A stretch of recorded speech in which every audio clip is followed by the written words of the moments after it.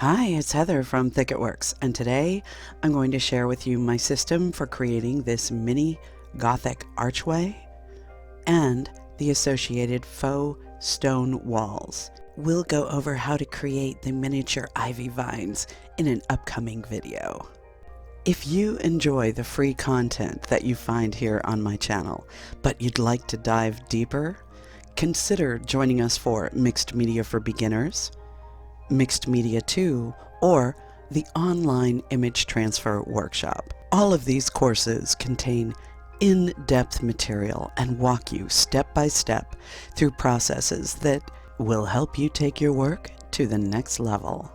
There's a link in the description where you can view each class curriculum and decide whether or not these experiences are right for you. Okay, back to today's video. To recreate this project for yourself, you'll want to download the accompanying free SVG files. There's a link in the description. This Gothic archway and the accompanying stone walls have been designed to create a wall at the left end of the secret garden diorama. And the basis for this wall is ReadiBoard, which I get at the Dollar Tree. It's important to strip off the protective paper from both sides of the foam core board before beginning to work with it. I'm lining it up at the end of my diorama and using a felt tip pen to create marks. This will help me determine where I need to cut away the excess. I've decided that I want this wall to rest against the exterior of the existing base and to extend 8 inches above that base so that the top of my wall will be 8 inches from the existing top surface of the base. Now that I know where the archway should fall, I can place the stencil onto the surface of the ReadiBoard. All the instructions for cutting this two-part stencil system are included in the associated blog post, so make sure to visit the blog post, download your files, and then cut your stencils according to the instructions. I've decided that I want my stone wall to have a soft, creamy color, so I dug up some old interior wall paint or emulsion paint, and I'm using it to coat both sides and the edges of the ReadiBoard. While I wait for that base coat to dry, I'm going to mix up my faux stone compound. This is 3 tablespoons of joint compound with an additional 3 tablespoons of fine sand. These are then mixed together very thoroughly and tinted with whatever types of acrylic craft paint or emulsion paint you have on hand. I'm using a little bit of the same paint used for the base coat and a little bit of regular dark brown acrylic craft paint. I want this to be just slightly darker than the background layer.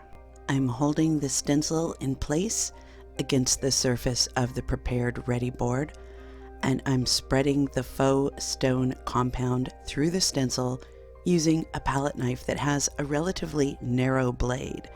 That lets me get into all of the corners. I lay it on pretty thick and then remove and wash the stencil right away. I love the resulting texture. Yep, that's the effect I was going for.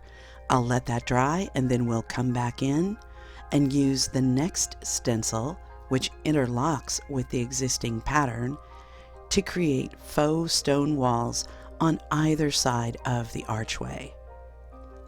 This stencil system was designed so that you can cover as much or as little of your wall surface with faux stone as you would like, and you can repeat the pattern indefinitely to cover a small or a large wall.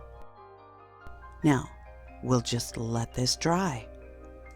Once the faux stone texture has dried, you can decide whether or not you're happy with the upper surface. I do like how rough this is, but it's a little too intense, so I'm just grabbing a sanding sponge and using that to knock down some of the more intensely rugged high points on this faux stone. I'll be using the shape created by the stencil in order to guide my hand as I cut away the Gothic arch. It takes a couple of passes, and then I can just pop that portion of the ReadiBoard out, and we're left with the arch shape. Here I've decided to use a large metal file to help smooth out the contours of this arch. There, that's better. Next, it's time to apply mortar, just as we did with the Secret Garden pathways. If you need a reminder about how to do that, I'll link to that video below. I'm placing a coat of the faux stone over the interior of the archway and across the entire back of the ReadiBoard panel. This is going to result in a really stable and rigid wall. And I'm creating a faux stucco look here by smoothing parts of the surface with a wet palette knife. Super easy. Now, you can allow this to air dry, or you can stick it in an oven at 180 degrees Fahrenheit. I did mine for 45 minutes. Make sure to open the windows or run that exhaust fan. Once the faux stone wall and archway are thoroughly dry, it's time to neaten up the exposed edges. I've grabbed an emery board and I'm using that just to knock off the rough bits. And now I'm grabbing a needle file. This is going to help me extend those mortar lines around the interior surface of the archway. It doesn't take long, and it's this kind of little attention to detail that will help to create the kind of realism that feels so satisfying. Don't forget to knock out little divots between the capstones along the very top of the wall. Now it's time to weather the surface of your faux stone wall and to create drama around the Gothic archway. Use your favorite weathering techniques. I like to make thin washes from cheap acrylic craft paint with a lot of water added.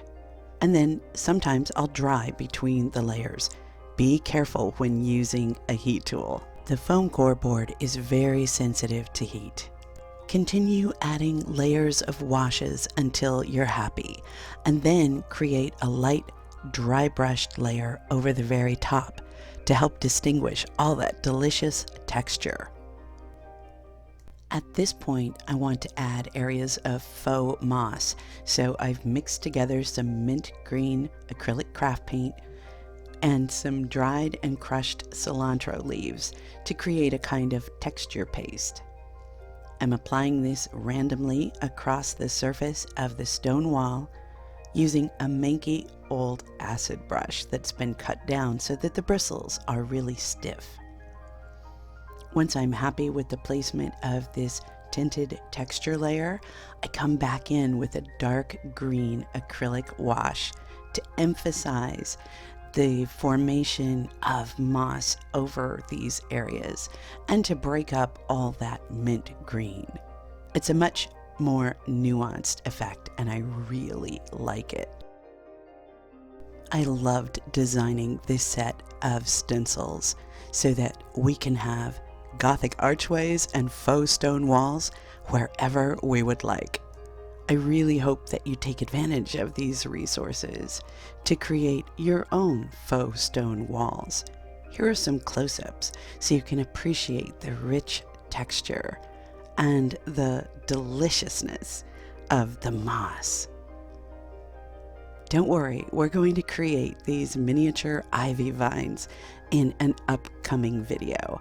I really look forward to sharing that with you. For now, Thank you so much for hanging out with me today. And until next time, bye.